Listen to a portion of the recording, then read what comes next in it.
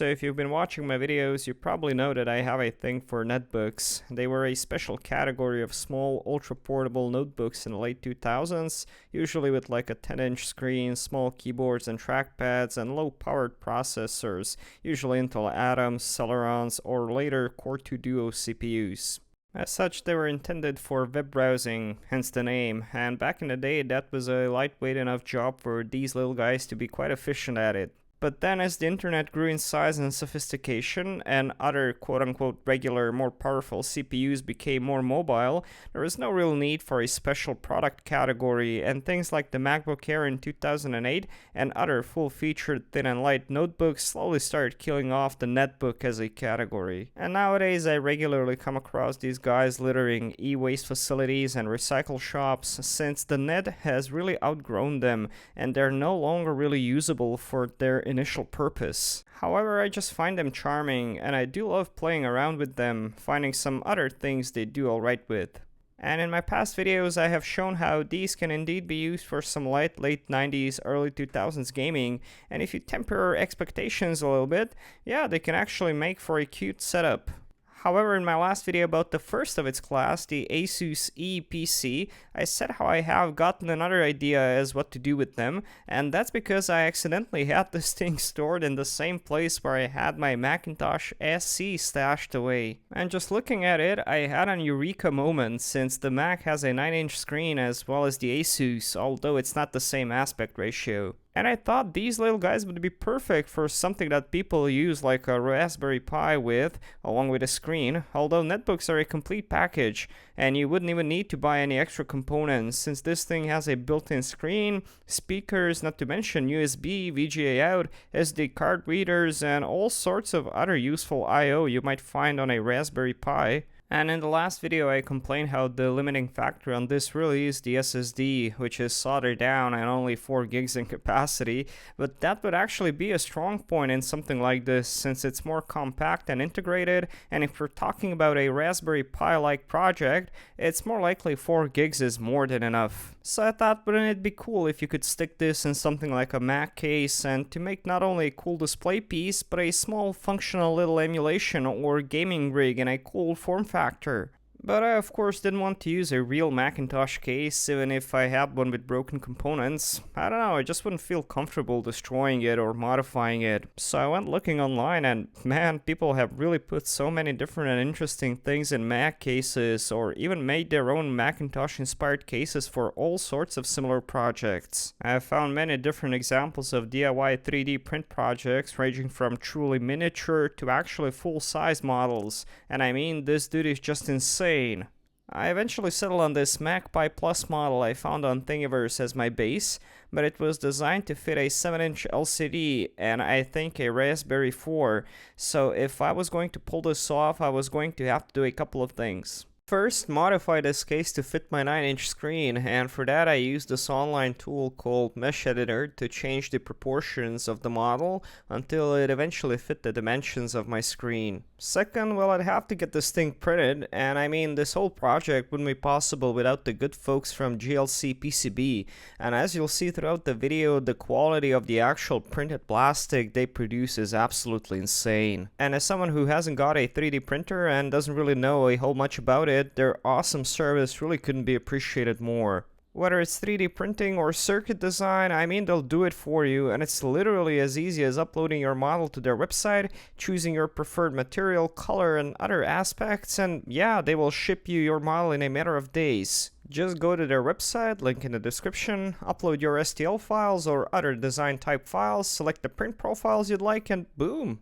So I'd like to thank them very much for making this video and project possible, and also for supporting me. And if you need something 3D printed or a PCB designed, please check the link in my video description. And even though I don't have a 3D printer myself, I did have stuff 3D printed for my projects from, local folks who do that, and this stuff I got from GLC PCB just blows all that stuff out of the water. So the model itself was perfect, the quality of the print was fantastic, and it seemed the screen would fit perfectly too.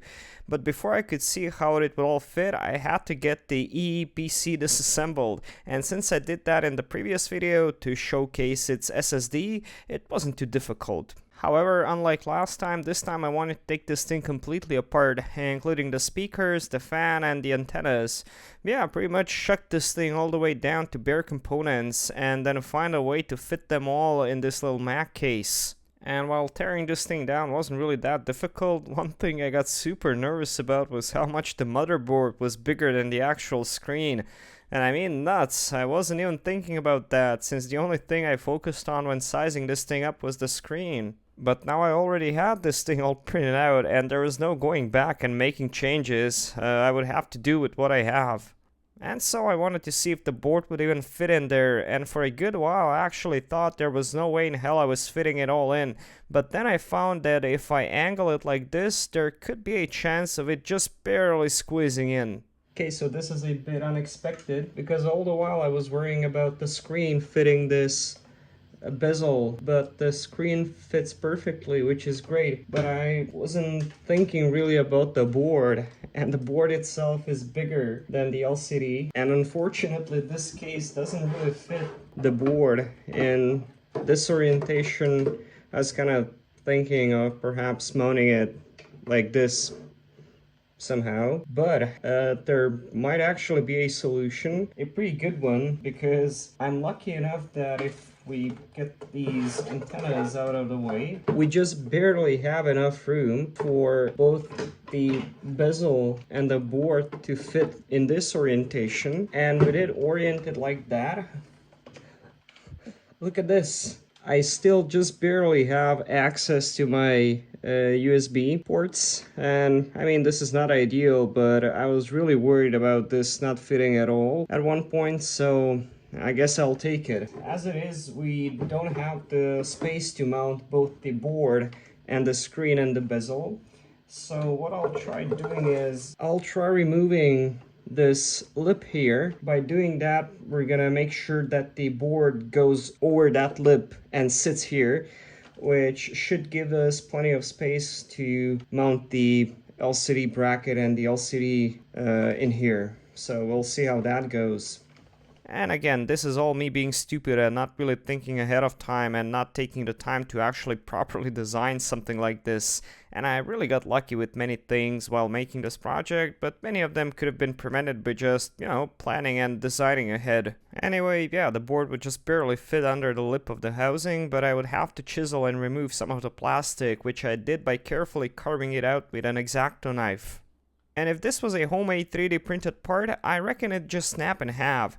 However, this thing was sturdy as heck. It really did take a beating throughout this project, as you'll see, but it held up pretty much exactly the same as an injected molded part, which really impressed me. So after doing those adjustments, the board not only fit, but the way this thing worked out, in the back where there's a little hole, yeah, I had access to both USB ports and that VGA out. Pretty nice, if I could get it all to work. At this point, I started thinking about how in the heck would I mount the screen, and if I even had enough LCD cable to do so, since that ribbon felt kinda short.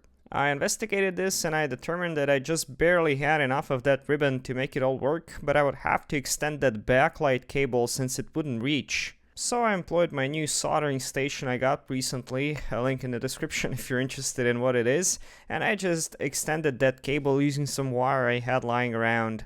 And after that, yeah, the LCD seemed to fit, and I just fixed it temporarily using some masking tape just to test it out.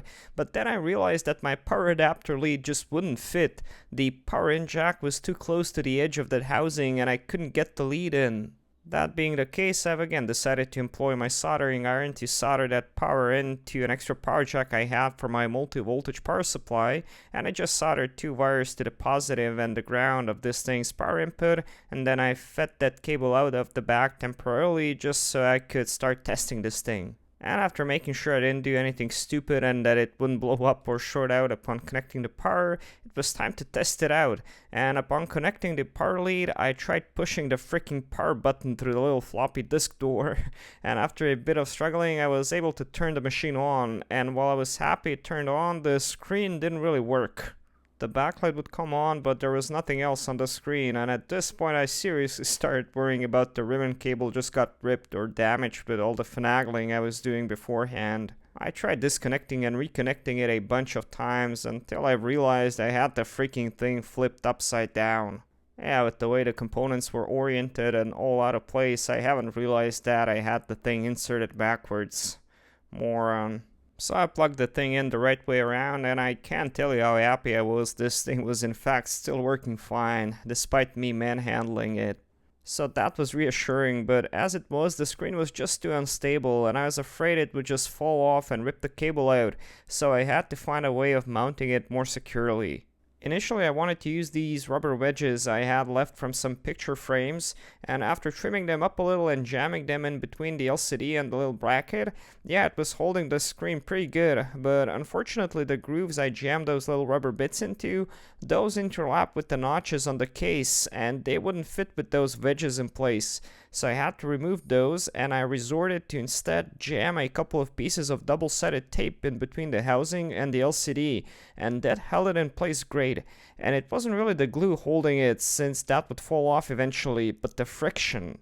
With the screen in place, I could finally test this thing more extensively and see how it would all work, and man, just seeing this made me excited and giddy. Like, look at it.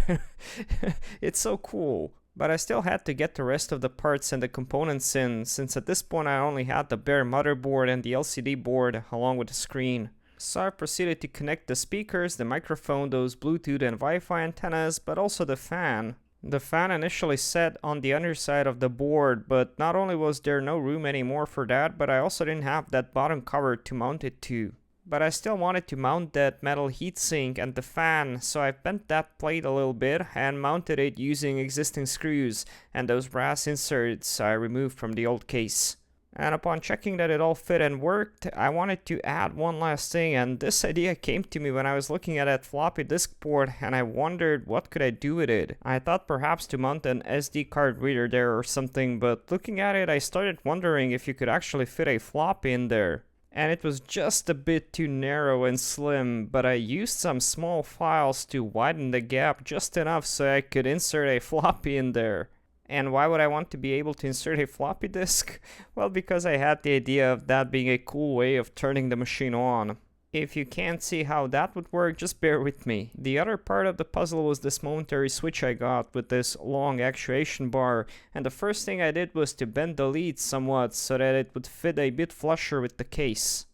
After that, I again took some spare wire and wired that switch in line with the old one so I could turn the computer on and off using it instead of the surface mount button. And before putting it all into a case, I wanted to test it out, and sure enough, yep, I was able to turn the computer on and off using the new switch.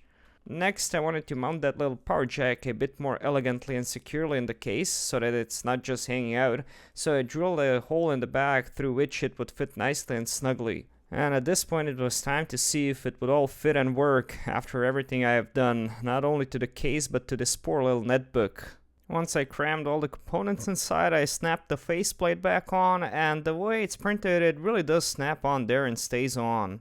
I've also glued down that switch in the case so that it would be actuated by the floppy disk when you insert it. As far as if it all works, well, just watch.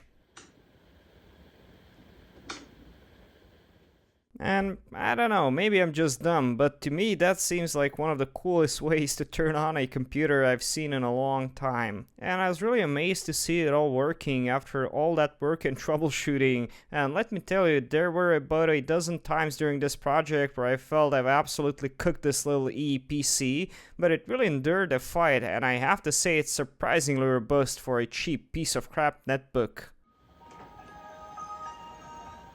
And now it was in its new home, this really cool Mac case, and I don't know about you, but I think this looks freaking adorable. You might think that there's not really much point in this, and I guess you're right, but if nothing else, it shows the potential of these little guys to fit other cases that needs, like I've said, to be used in a manner some people perhaps use a Raspberry Pi. And even though I guess it'd be more appropriate to run like a Macintosh emulator on here, I wanted to enjoy some other emulation action, running some Super Mario 64 here, and it really does a great job doing that, which means it can handle pretty much all the 8-bit and 16-bit consoles as well.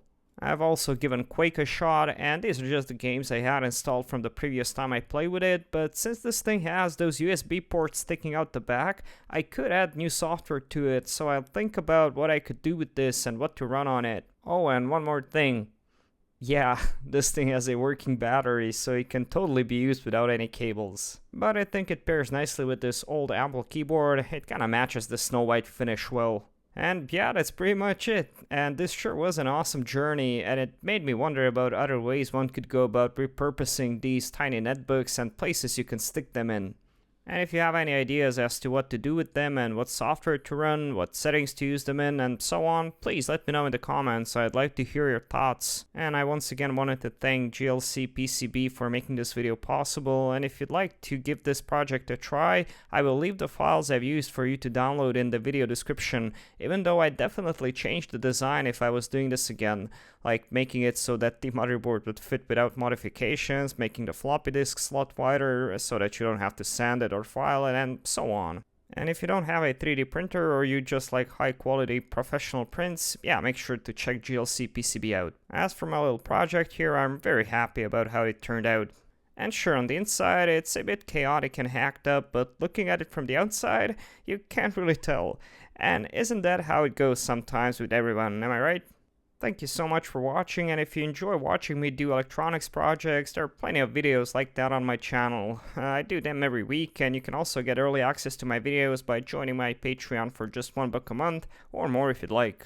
I usually have a couple of videos for my Patreons to enjoy first. If you'd like to chat with me and other users, you can join our Discord server. All the links will be in the video description. Thank you so much for watching, and cheers!